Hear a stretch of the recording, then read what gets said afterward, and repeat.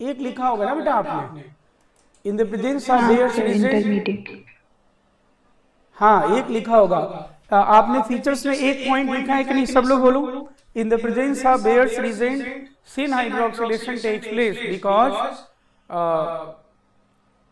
Cyclic manganese ester is formed as a intermediate. ये लिखा है कि नहीं बेटा, बोलिए। यस। Okay done. अब बेटा नेक्स्ट नेक्स्ट इसमें उससे रिलेटेड मैंने क्वेश्चन एक दो बता ही दिया था आपको।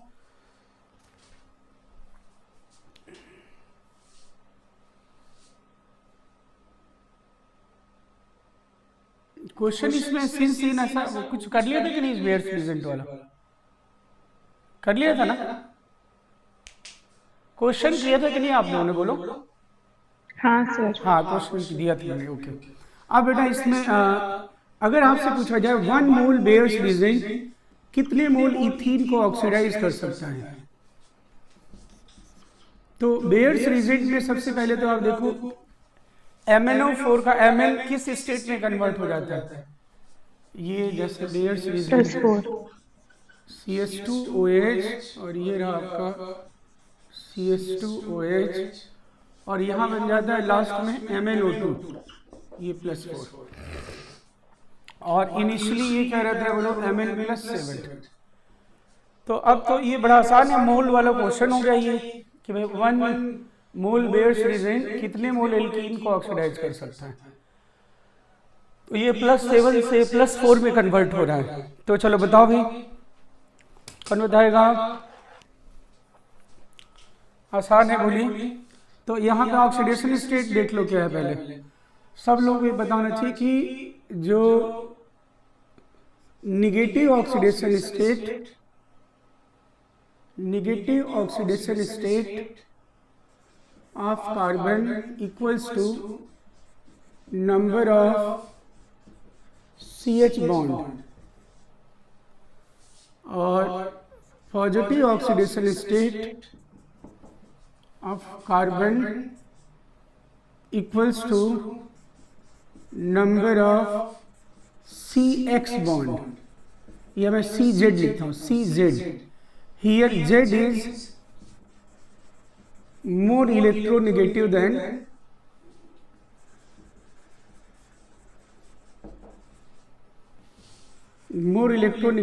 carbon, बस ठीक है। तो ऑक्सीडेशन स्टेट तो निकाल लोगे आप लोग, बोलो। अगर मैं कहता हूं CO2 तो +4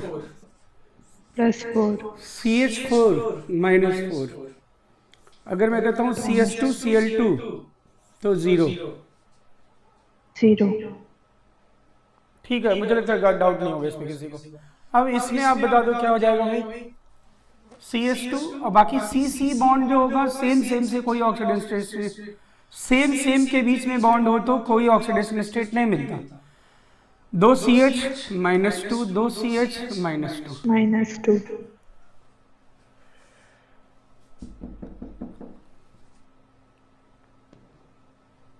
+1 दो माइनस नहीं, +1 कैसे हुआ भाई,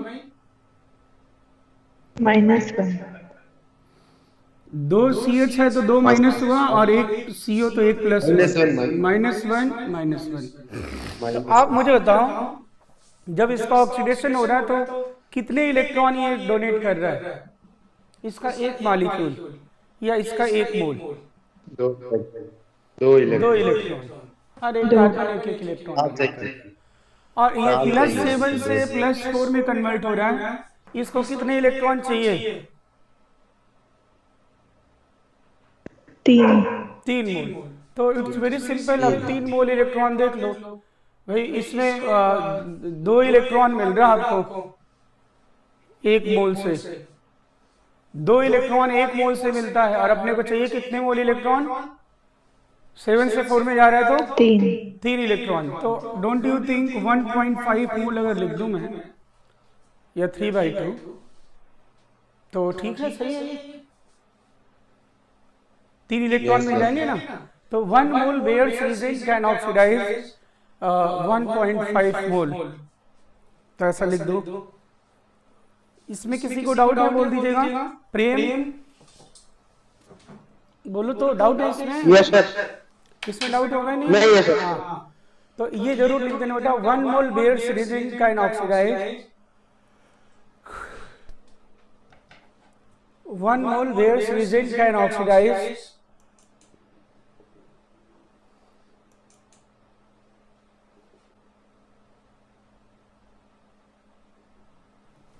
3/2 mole of ethyl, 3/2 mole of ethyl,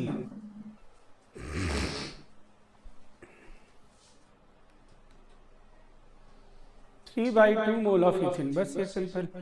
okay done. Yes sir. ठीक है, तो बेयर्स रीजन से कैसे होगा आप जान गए। अब बेटा इसमें एक बात और है, जो मैंने ऑस्मियम टेट्राऑक्साइड लिखा था ना, बोलो उसमें कैसे होगा आपको बता दूं। उसमें के प्रेजेंस में भी सिन हाइड्रोक्सिलेशन ही होता है। थोड़ा सा बस चेंज है उसमें, ऑस्मियम है, ये मैंने लिखा ऑस्मियम टेट्राऑक्साइड।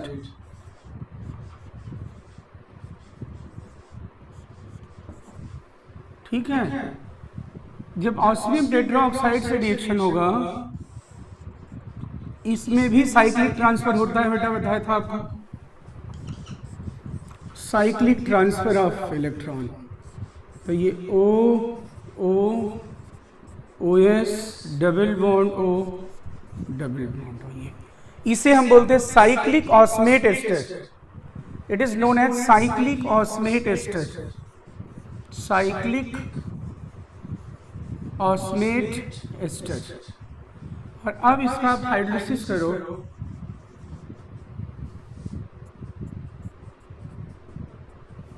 अब बताओ इसका अगर मैं हाइड्रोलाइसिस करूं तो क्या ये ऑक्सीजन अपने ओरिएंटेशन में चेंज कर सकता है कोई? साइक्लिक बना है, रोटेशन प्रिवेंट हो गया, इसलिए कोई ओरिएंटेशन में चेंज नहीं होगा। और ये हो गया आपका H+ आ जाएगा बस। लेकिन आप सभी जानते हो हैवी मेटल के कौन से ऑक्सीडेशन स्टेट ज़्यादा स्टेबल होते हैं बताइए? जो हैवी मेटल होते हैं उनके कौन से ऑक्सीडेशन स्टेट ज़्यादा स्टेबल होते हैं? लोअर ऑक्सीडेशन स्टेट और higher oxidation state? Higher. Yes, जितने भी हैवी मेटल होते हैं उनके हायर ऑक्सीडेशन स्टेट ज़्यादा स्टेबल होते हैं। तो जैसे अगर मैं मैंगनीज की बात करूं तो Mn+7 से +4 में कन्वर्ट हो जाता था। इसमें भी अच्छा क्या बोलेगा OSO2, लेकिन ये क्योंकि इसका हाई ऑक्सीडेशन स्टेट ज़्यादा स्टेबल होता है, ये तुरंत ऑक्सीडाइज हो जाता है किसमें बोलो? It get oxidises to osmium tetraoxide, मतलब ये बन जाता है। तो कई बार पूछेगा ऑक्सीडेशन जब हम ऑस्मियम टेट्राऑक्साइड से कराते हैं तो what will be the oxidation state of osmium after oxidation? तो आप कहोगे +6। और अगर KMnO4 की बात करें बेयर्स रीजन तो उसमें +4। तो ये पूछा जाता है, बहुत इंपॉर्टेंट है, +6 में रहता है। बाकी सेम है, ये सिलिसिन हाइड्रोक्सिलेशन होता है। अब मैं आपको बताऊंगा एंटी हाइड्रोक्सिलेशन, अगर ये नोट कर लिया है तो जल्दी नोट करो। तो फिर एंटी हाइड्रोक्सिलेशन बताऊंगा। सर हाँ बोलो भाई। तो वो चक्रवर्ती का सर, वो जैसे आप पैराग्राफ बोल रहे थे सर, उस पे पैराग्राफ नहीं, वो तो खाली क्वेश्चन है, पहले थ्योरी दी हुई है फिर वो question.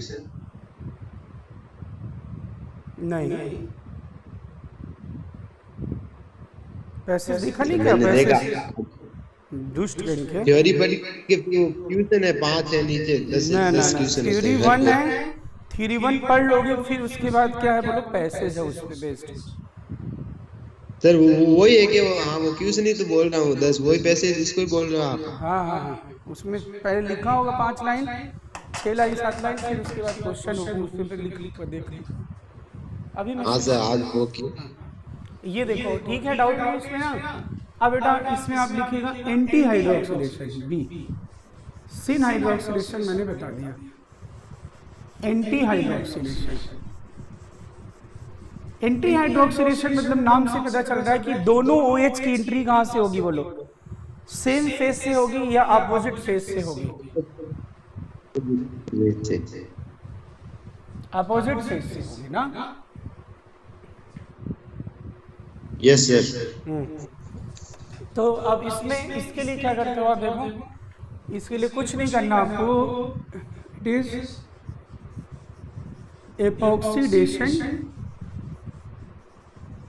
Followed by hydrolysis. Followed by hydrolysis, nothing more than that. बस कितना आसान है, कुछ नहीं करना। पहले एपॉक्साइड बनाइए और फिर हाइड्रोलिसिस कर दीजिए, वो एंटी हाइड्रोक्सिलेशन होगा। जैसे यानी अब लिखा है O2 Ag हीट। अब बोलो इससे क्या बन जाएगा, कुछ नहीं करना, पाई हटाइए, ऑक्सीजन की माला पहनाइए, कल बता दिया था ना आपको ये। और अब जब हाइड्रोलाइसिस करोगे तो बेटा मुझे बताओ कौन किधर से अटैक करेगा, बताओ। H2O इस इनिशियल ऑक्सीजन की तरफ से आएगा अटैक करने के लिए, या इसके अपोजिट से आएगा अटैक करने के लिए? अपोजिट आएगा सर। अपोजिट से आएगा ना इसके अटैक करने के लिए, तो अटैक और ये वांट टू।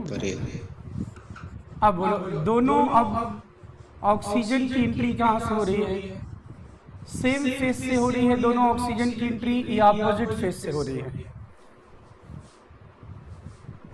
Opposite face.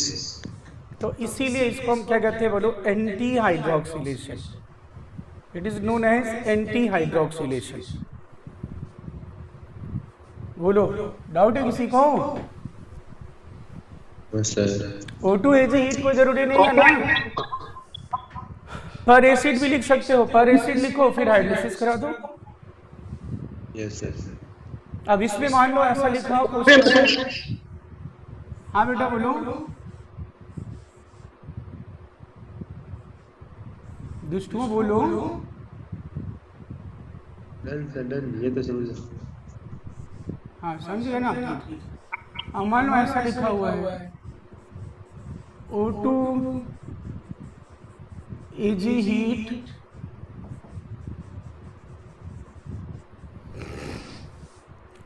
क्या करें भाई बोलो, इसकी कोई स्टीरियो है नहीं, और इसकी स्टीरियो केमिस्ट्री एंटी हाइड्रोक्सिलेशन है, तो दोनों जो आने वाले हैं उनका ओरिएंटेशन में क्या रखूं? Opposite. Means there will be 100% trans diol formation. Yes ना? Yes sir. ठीक है, ये तो आसान है, समझोगे। अब कई बार ऐसा एक को बनाएगा, देखो हाइड्रोलिसिस किया मैं, कई बार अब ये अगर इसमें लिख दूं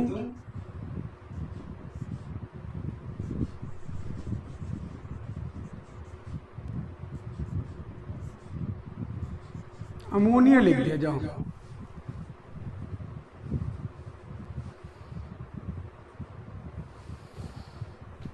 इसकी स्टीरियो एंटी थी, आपने लिख दिया एंटी, इसकी कोई स्टीरियो है नहीं। इसमें क्या करोगे, इसमें अटैक करने वाला अब वाटर नहीं है, अमोनिया है। बोलो। Yes sir. पहले ऑक्सीजन जुड़ जाएगा फिर अमोनिया अटैक करेगा, लेकिन वो भी अमोनिया किधर से अटैक करेगा? अपोजिट है। हाँ, तो बस इसको बोलते हैं अमेनोलाइसिस। तो अब ये क्या बन जाएगा बोलो, ये OH और ये हो गया आपका NH3। बोलो किसी को डाउट है इसमें? Epoxidation followed by hydrolysis. बोलो सब लोग, अगर डाउट है तो बताइए। No sir. और अगर मान लो इसकी भी स्टीरियो केमिस्ट्री हो, फिर आप जान जाओगे, कोई दिक्कत नहीं हो, बताना अपने मन से। मैं क्वेश्चन यहाँ पे, हाँ वही वाला कर दो, यहाँ लिख रहा हूँ देखो, मैलिक एसिड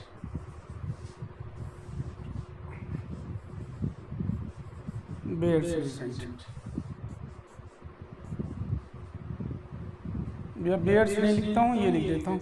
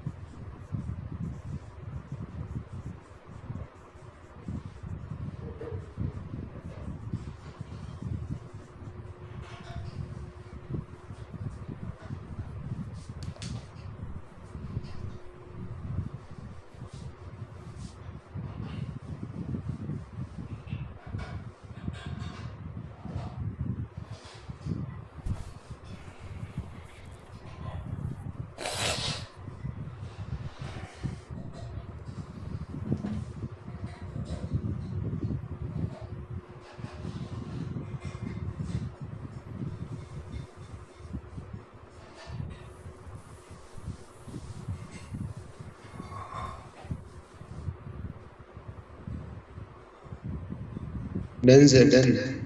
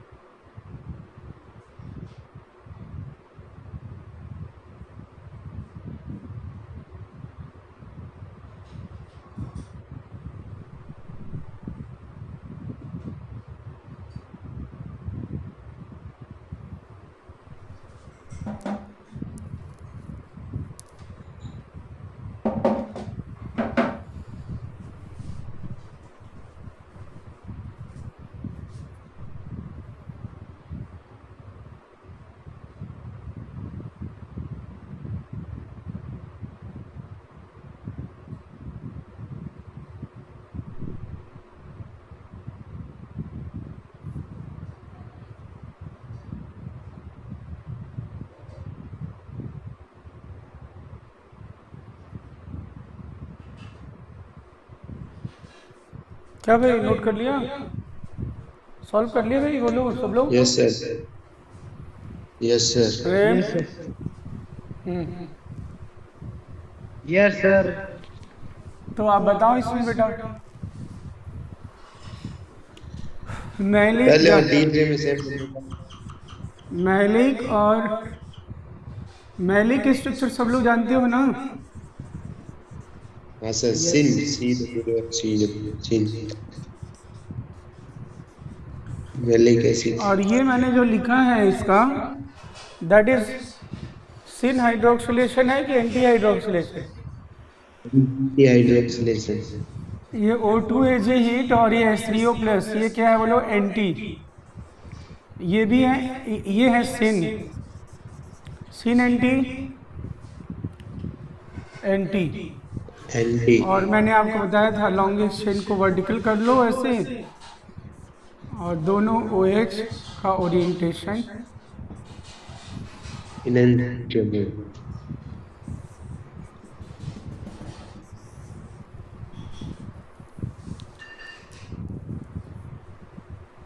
बोलो ठीक है ना? Yes sir. अभी मैलिक लिखा हुआ है और बेयर्स रीजेंट है, तो मैलिक सिन है, एंटी। तो मैलिक तो आप जानते ही हो, ये लिखा ही हुआ है अभी तो यहीं पे। और ये भी सिन, बेयर्स रीजेंट, ये भी सिन सिन सिन सिन। लॉन्गेस्ट चेन देखो कौन सा है? कार्बोक्सिलिक कार्बन कार्बन कार्बोक्सिलिक, तो ये हो गया आपका कार्बोक्सिलिक, ये हो गया बेटा कार्बोक्सिलिक, और ये OH OH H meso. Yes sir. Fumaric मतलब जानते हो ट्रांस वाला होता है।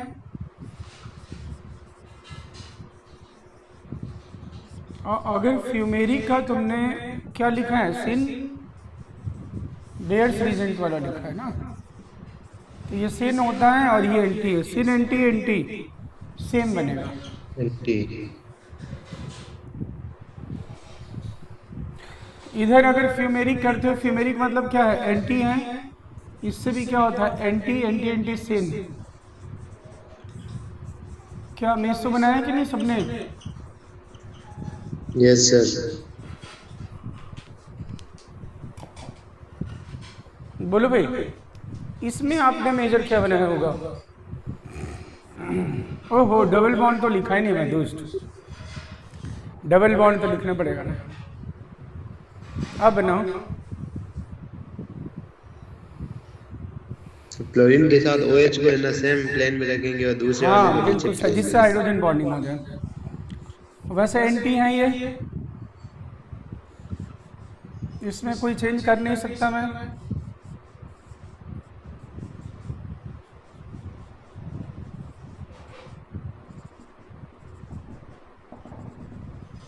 ऐसा बनाया क्या आप लोगों ने?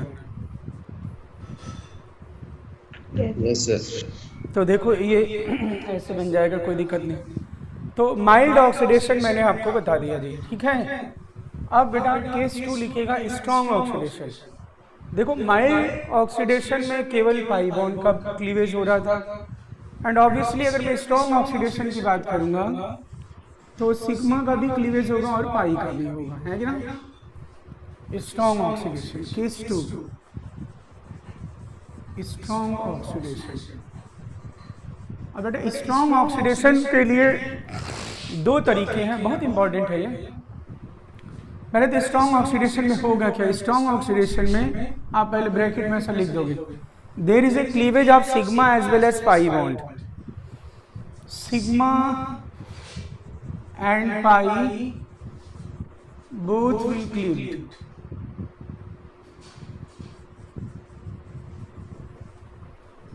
सिग्मा पाई दोनों टूट जाएंगे। अब सोचो एक केवल पाई बॉन्ड टूटने से, एक पाई बॉन्ड टूटने से हर कार्बन पे कितने कितने OH आप ले आ रहे हो। देखो इधर एक एक OH कि दो OH, एक एक OH हर एक carbon. At each carbon there is a introduction of 1 OH। तो अब यहाँ पे एक जनरल सी बात आप देखो याद रखोगे कि कार्बन कार्बन के बीच का एक बॉन्ड टूटता है तो एक एक OH आता है, 2 बॉन्ड टूटता है तो 2 2 OH आता है, और 3 बॉन्ड टूटता है तो 3 3 OH आता है, ठीक है ना। अभी आप सिग्मा और पाई दोनों को तोड़ रहे हो स्ट्रॉन्ग ऑक्सीडेशन में, तो अब बोलो कितने कितने OH आएंगे। एट ईच कार्बन 2 2 OH, और एक कार्बन पे 2 OH बनने से मैंने आपको बता दिया था एक कार्बन पे 2 OH बने तो C डबल बॉन्ड बन जाएगा। अब ये पक्की बात है C डबल बॉन्ड होगा ही होगा। अब ये कीटोन है, एल्डिहाइड है, कार्बोक्सिलिक है कि CO2 है, ये डिपेंड करेगा कि इस एल्कीन का स्ट्रक्चर क्या है और आपने यहाँ पे जो ऑक्सीडाइजिंग एजेंट यूज किया है, जो भी ऑक्सीडाइजिंग एजेंट यूज किया है वो क्या है। मतलब कुल मिला के स्ट्रॉन्ग ऑक्सीडेशन में डबल बॉन्ड टूट जाएगा और डबल बॉन्ड O जोड़ोगे, और वो डबल बॉन्ड O लगेगा, C डबल बॉन्ड O तो लगना ही लगना है। अब वो एसिड है कि कीटोन है कि एल्डिहाइड है कि CO2 गैस है, वो डिपेंड करेगा इस एल्कीन के स्ट्रक्चर पे और आप ऑक्सीडाइजिंग एजेंट क्या यूज करते हो। यानी स्ट्रॉन्ग ऑक्सीडेशन में भी दो है, एक तो ओजोनोलाइसिस जो कि आप जानती हो, इट्स वेरी इंपॉर्टेंट। तो सबसे पहला स्ट्रॉन्ग ऑक्सीडेशन बेटा हो गया क्या, वो डन ओके। अब आपने तैयार कर लिया सकते हैं आप हिंदी का, तैयार करो जाओ बेटा, ऐसे कैसे चलेगा। बाई ओजोनोलाइसिस, और आप सभी लोग जानते होंगे कि ओजोनोलाइसिस बहुत इंपॉर्टेंट है, ठीक है ना। और ये मैं डिटेल में और फिर शॉर्ट में सब कुछ का बताऊंगा। पहले डिटेल देखेंगे फिर शॉर्ट में देख लेंगे, फिर क्वेश्चन करेंगे इसमें। बाय ओजोनोलाइसिस मतलब स्ट्रॉन्ग ऑक्सीडेशन का पहला तरीका क्या है बोलो, ओजोनोलाइसिस। ये मेरे साथ नोट कर लीजिए, फटाक से लिखिएगा। और दूसरा तरीका है बाय वो 5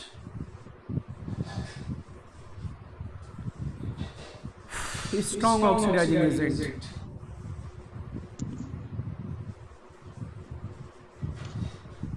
ये दो हैं, वो 5 स्ट्रॉन्ग ऑक्सीडाइजिंग एजेंट लिख देंगे। अभी यही लिख देता हूँ जिससे बाद में ना लिखना पड़े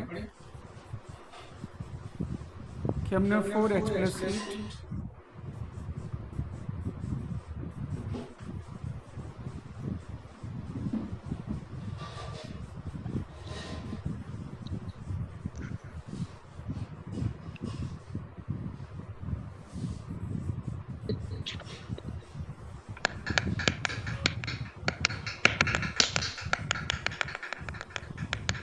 क्या दोस्त ये क्या कर रहे हैं।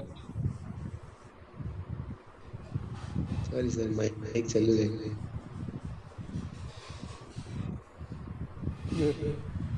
ये दूसरा तो कुछ भी नहीं है, आप तो भूल ही जाओ, कोई मतलब नहीं, बाद में बता दूंगा इसको। हमें मेन किस पे फोकस करना है, आप सबको पता होगा कि ओजोनोलाइसिस इज वेरी इंपॉर्टेंट ना। ओजोन से तोड़ना, ओजोनोलाइसिस। तो शुरू करें ओजोनोलाइसिस भाई फटाक से।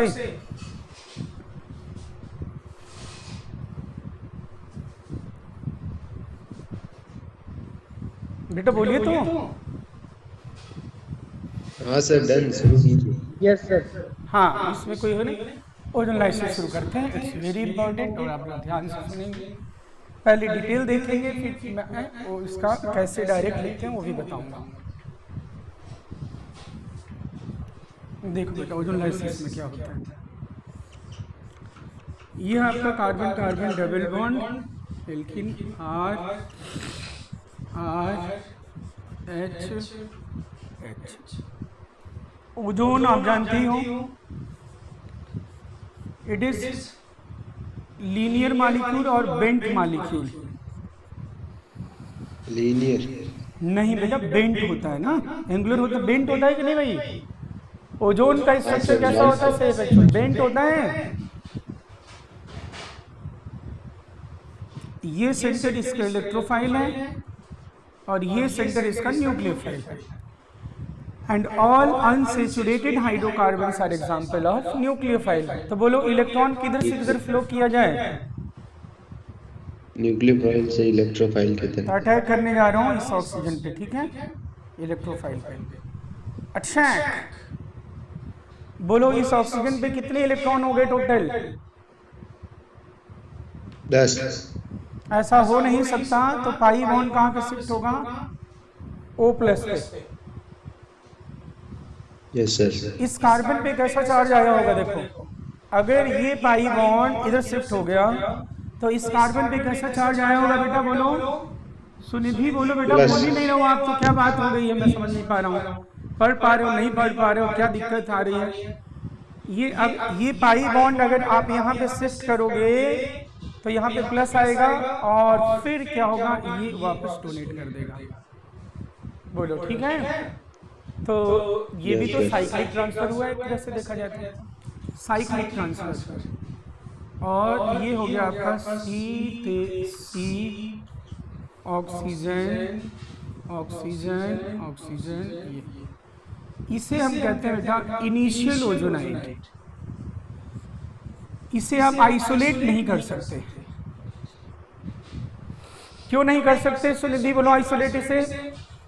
क्योंकि इसमें एक पेरोक्साइड लिंकेज नहीं है, दो पेरोक्साइड लिंकेज हैं, जिससे कि ये बहुत ज़्यादा अनस्टेबल होंगे, ठीक है ना। तो initial ozonide can not be isolated. अब होगा ओजोनाइड फ्रैगमेंट फॉर्मेशन।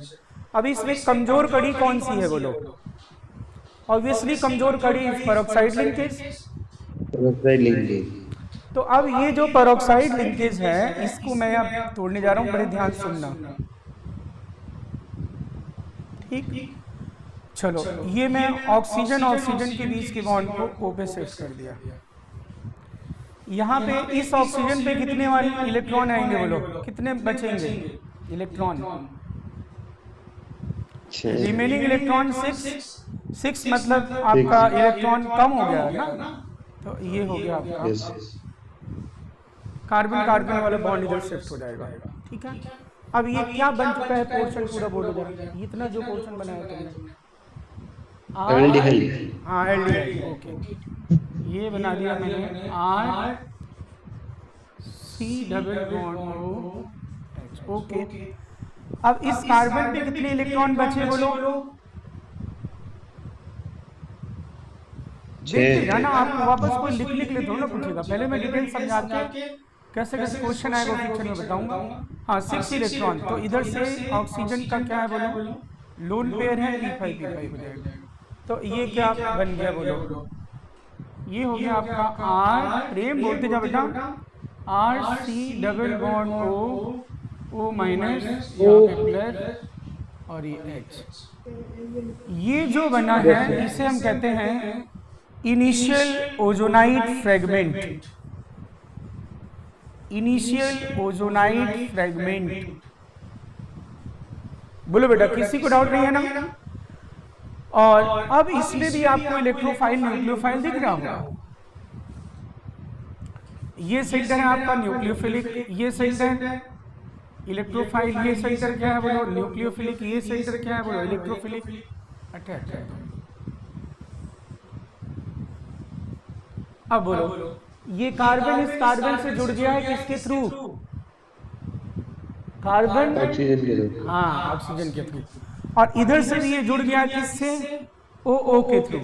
यानी ऐसा ये बन गया सी, तो सी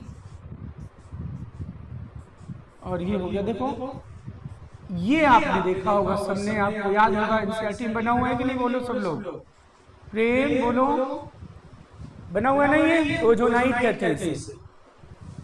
मतलब ओजोनाइट अगर डायरेक्ट लिखना तो कुछ नहीं है, पूरा पाई बॉन्ड और डबल बॉन्ड हटा देना है और हट टाइप बना देना है। हट, हट मतलब समझ गए ना, हट बनाते ना ऐसा।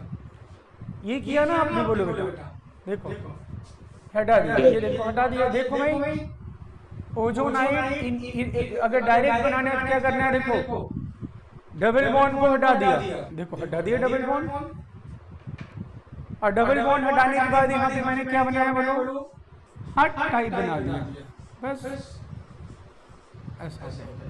इसी को ओजोनाइट कहते हैं। और हे बच्चों, इस ओजोनाइट में आप देखो कितने पेरोक्साइड लिंकेज हैं?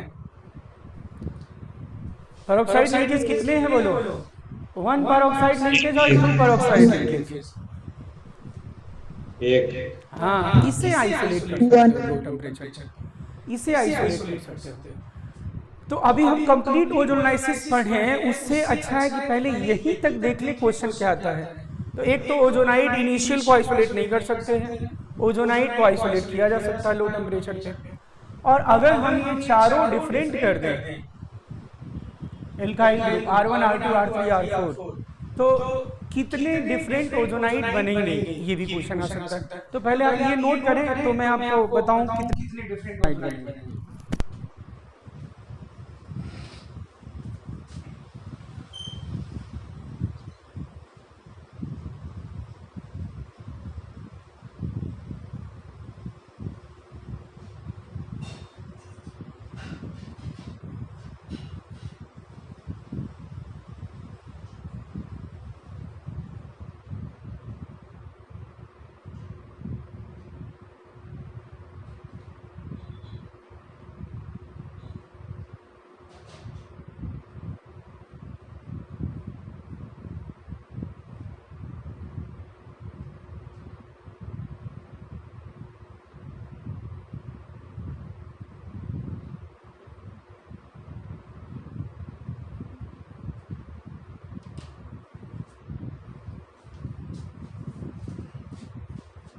हाँ बेटा, नोट कर लिया सबने?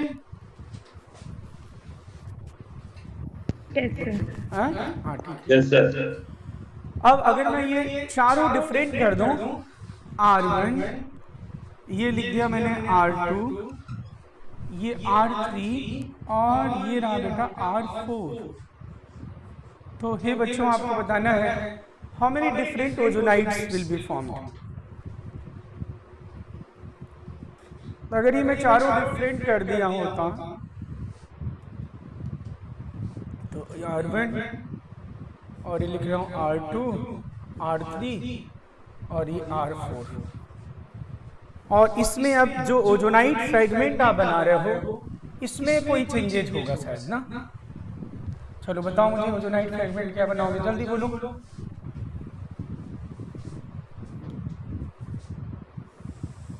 चलो ओजोनाइट फ्रेगमेंट, अभी ये जो है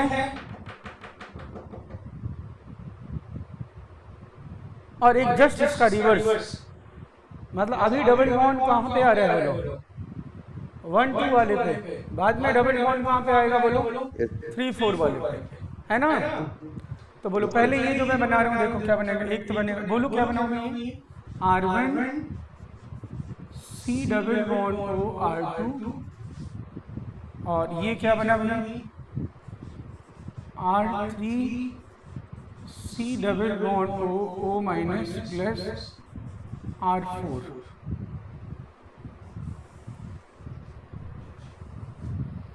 ठीक है, ये फर्स्ट, यस सर। ये सेकंड। अब इसका जस्ट रिवर्स क्या बनेगा जरा बताओ? जीवंतिका बोलो इसका जस्ट रिवर्स वाला बताओ बेटा। सुनिधि बेटा बोलो।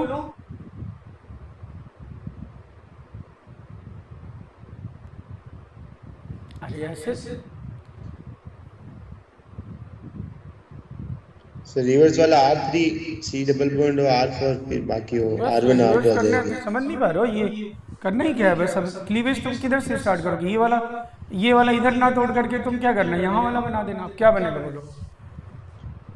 R3 R3 C double bond हो R4, और ये क्या बनाओगे बेटा? R1 C डबल बॉन्ड हो R2 O माइनस और प्लस, बस ये थर्ड हो गया और ये फोर्थ हो गया। अब बेटा मुझे किसके किसके कॉम्बिनेशन से ओजोनाइड बन रहा था बोलो? न्यूट्रल न्यूट्रल बस वाले से सेकंड कि से चार्ज बन चार्ज वाले से कि न्यूट्रल चार्ज वाले से? Neutral and charge. हाँ, न्यूट्रल एंड चार्ज। तो अब आप बोलो फर्स्ट और सेकंड के कॉम्बो से थर्ड और फोर्थ के कॉम्बो से सेम बनेगा कि डिफरेंट बनेगा?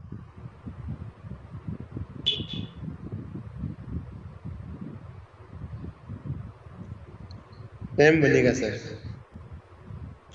हाँ देखो ना, R1 R2 एक कार्बन पे है और एक दूसरे कार्बन पे R3 R4, यानी यहाँ पे जो ओजोनाइड बनने वाला है वो कौन सा है बोलो?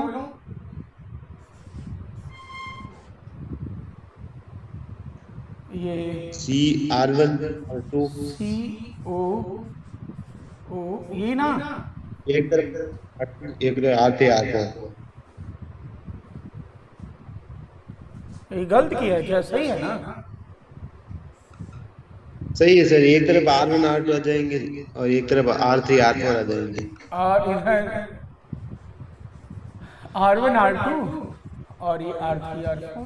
या एक और 3 से बनेगा और एक थर्ड और 3 और 4 से तो सेम होगा, कोई बात नहीं। 1 और 4 से बनाओगे तो ऐसा बनेगा कुछ।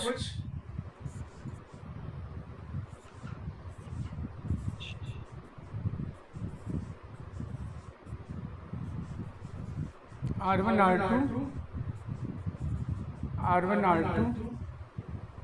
और एक बार आप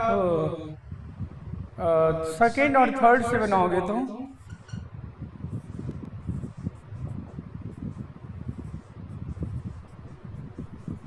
जीवंतिका,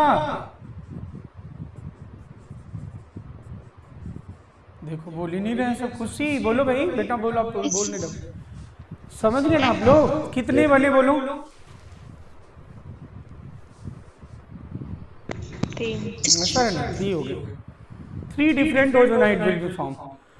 और इसी का अगर मैं स्टीरियो भी काउंट करने के लिए बोलता तो चलो बताओ कितने होगा? खुशी, जीवंतिका, सब लोग सोच के बोलो। सुनिधि, राहुल, प्रेम, स्वांजलि बोलो।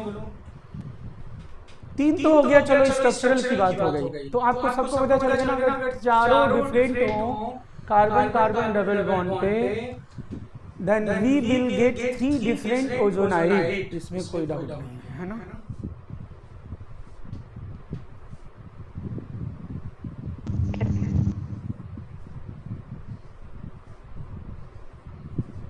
अब बताओ मुझे स्टीरियो कितने बनेंगे टोटल इंक्लूडिंग स्टीरियो?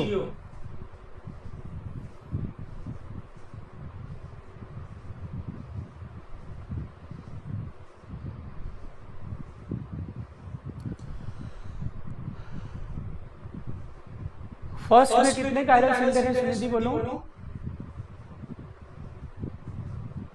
2। और कोई प्लेन ऑफ सिमेट्री पॉसिबल है? तो स्वांजलि बोलो, कोई प्लेन ऑफ सिमेट्री पॉसिबल है? नहीं सर। तो अगर 2 कायरल सेंटर हो और कोई प्लेन ऑफ सिमेट्री ना हो तो टोटल कितने होते हैं? 2 की पावर n 4 हो जाएगा। हाँ 4। अब चलो दूसरा वाला बताओ, कायरल सेंटर कितने हैं?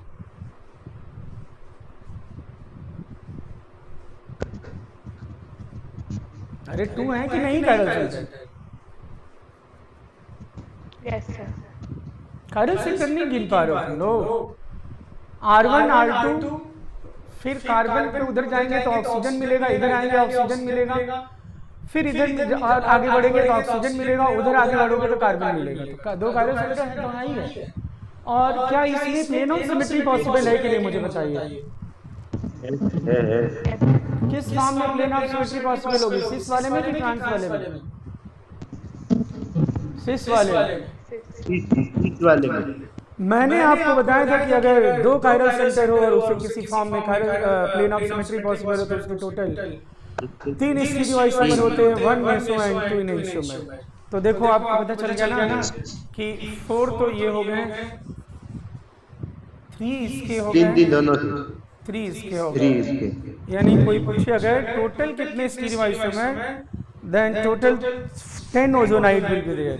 और केवल स्ट्रक्चरल पूछेगा तो बता देना 3 बनते हैं, कोई दिक्कत नहीं ना बेटा, बोलिएगा। Yes sir. हाँ, तो ये तो ओजोनाइड फॉर्मेशन की बात हो गई बेटा।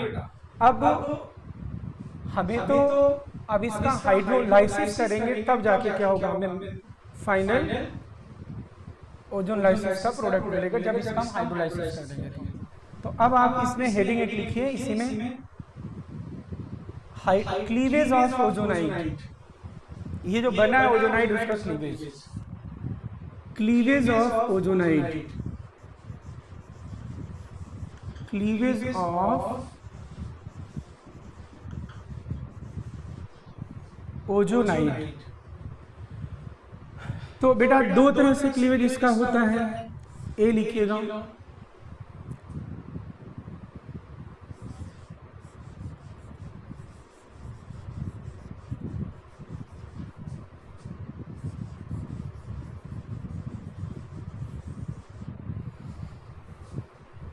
Oxidative cleavage.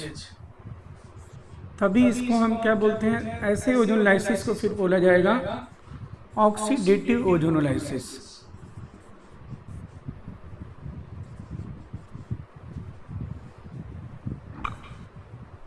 If ozonolysis is carried out, if ozonolysis is carried out in the absence of, if ozonolysis is carried out in the absence of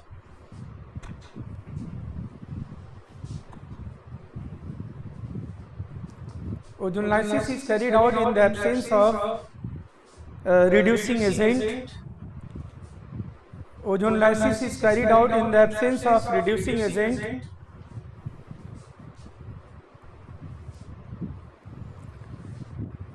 then resulting aldehyde get oxidizes to carboxylic acid, then resulting aldehyde further oxidizes to carboxylic acid, get further oxidizes to carboxylic acid.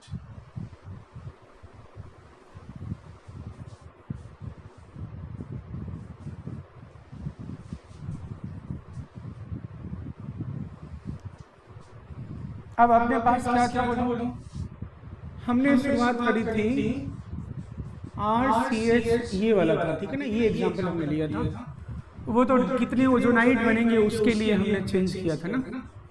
अब इसमें बेटा आप लोग सीधा direct ozonide बनाओ, ozonide ये direct हमने बना दिया, हट टाइप बना दिया, R ये H ये R और ये H।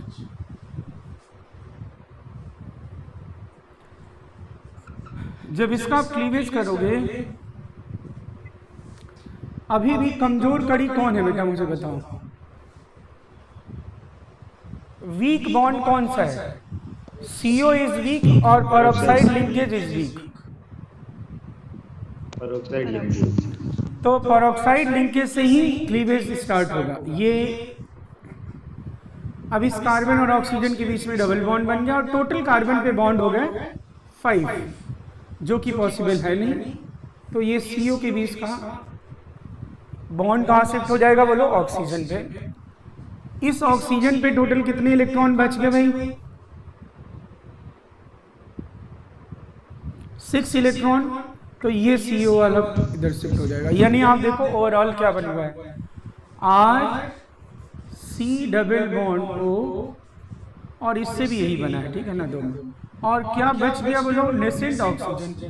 अब ये नेसेंट ऑक्सीजन बचेगा नहीं, ये नेसेंट ऑक्सीजन इसको क्या करेगा, एल्डिहाइड है, कीटोन है तब तो कोई बात नहीं है, एल्डिहाइड है तो फर्दर इसको क्या करेगा बोलो, कार्बोक्सिलिक में ऑक्सीडाइज कर देगा।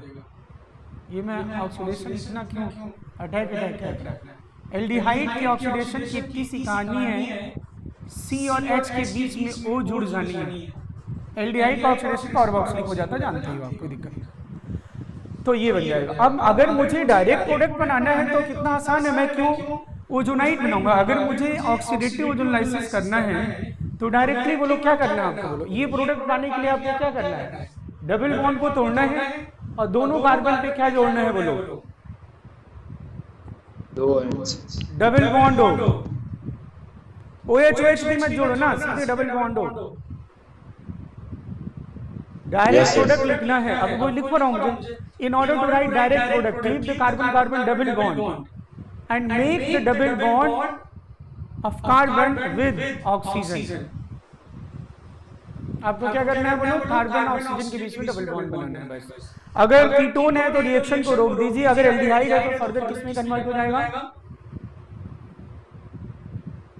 कार्बोक्सिल। कार्बोक्सिलिक में कन्वर्ट हो जाएगा। तो डायरेक्ट अगर आपको प्रोडक्ट लिखना है, पहले तो ये नोट कर लें फिर मैं बोलूं।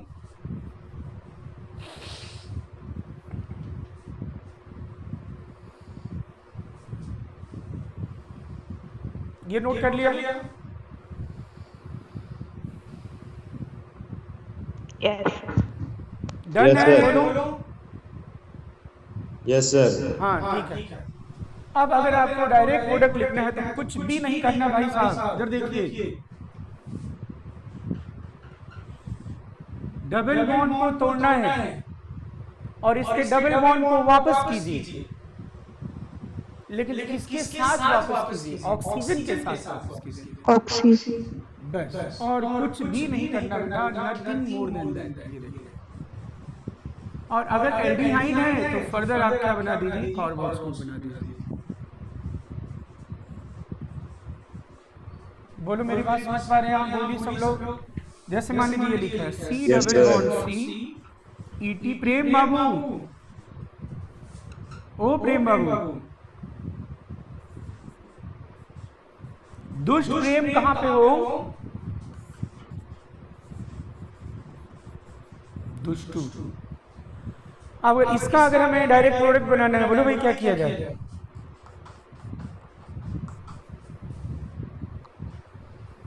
Double bond O, double bond O, खत्म, ब्रेक अब करना। बोलो क्या बनाएंगे, ET C double bond O ET, और इधर बन गया 5CHO।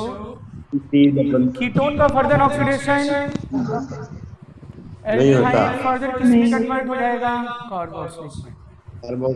हाँ एक बात ध्यान रखेंगे, जब तक एरोमेटिक रिंग के बाहर डबल बॉन्ड गिवन होगा, एरोमेटिक रिंग को क्लीवेज नहीं किया जाएगा।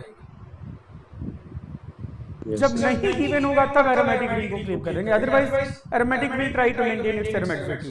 हाँ अगर गिवन ही नहीं है, मैं ऐसा कहता हूँ टोलुइन का ओजोनलिसिस करो, डाइमिथाइल बेंजीन का ओजोनलिसिस करो, तो फिर अब डाइमिथाइल बेंजीन या टोलुइन में कहीं बाहर डबल बॉन्ड है ही नहीं, इसका मतलब वो पूछ रहा है आप किसको तोड़ो, एरोमेटिक पाई बॉन्ड को तोड़ने के लिए पूछ रहा है आपसे।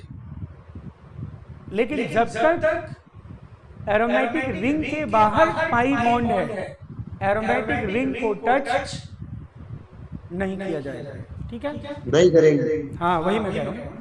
अब बेटा इसमें मैं थोड़ा सा पूछ लूँ, छोटा सा, 2-3 कैसे तोड़ के बनाओगे प्रोडक्ट, बोलो तो। अब जैसे मान लो ये गिवन है,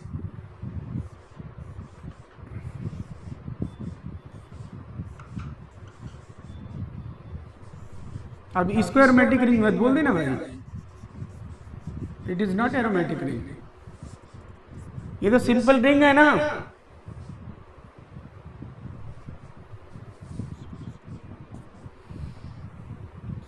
यस सर।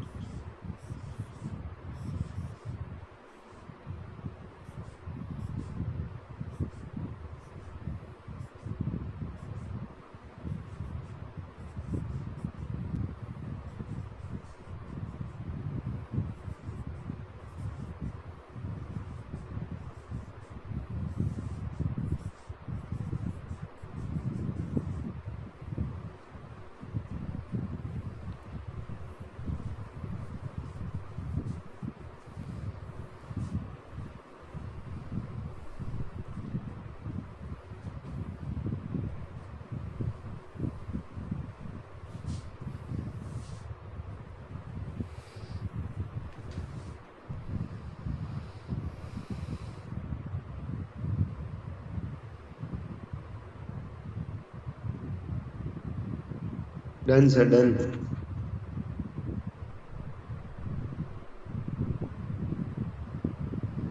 एसिड बेस वाला क्लास नहीं हो रहा है क्योंकि वो 11th वालों का पेपर चल रहा है, फिर वापस वो उसमें अलग से नहीं करेंगे। आ जाएंगे सब 11th वाले, फिर वापस शुरू कर देंगे।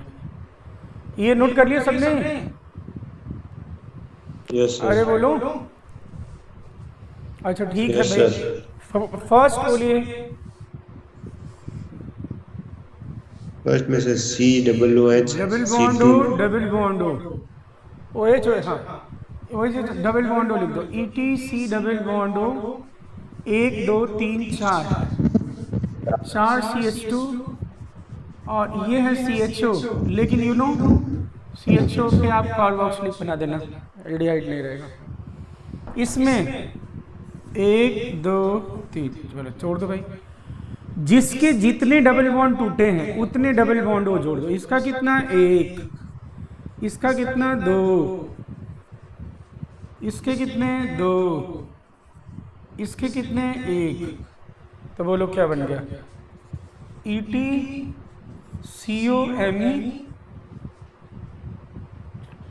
प्रोपाइल CO5 और 2 मोल CO2, ये बनाए हो? Yes sir. जितने कार्बन के डबल बॉन्ड टूटेंगे उतने ऑक्सीजन डबल बॉन्ड हो उसको देना, ठीक है?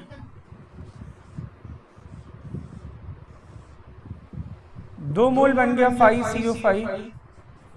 कीटोन का कोई फर्दर ऑक्सीडेशन होता नहीं।